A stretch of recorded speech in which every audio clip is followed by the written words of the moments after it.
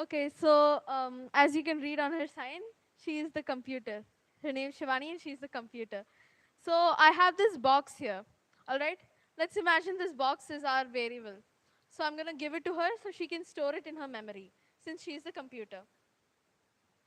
So now I'm going to take one piece of information and I'm going to store it in this variable. And she's going to keep it since she's a computer, obviously. So that brings us to our first point.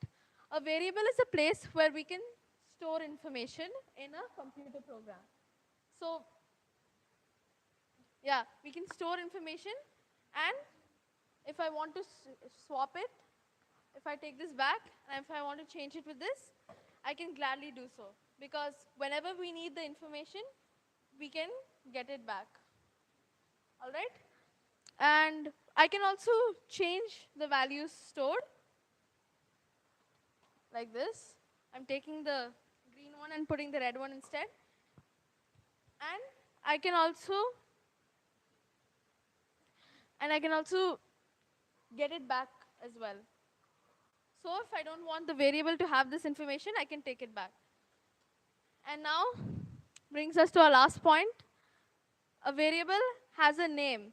So for the name for this is my underscore cars.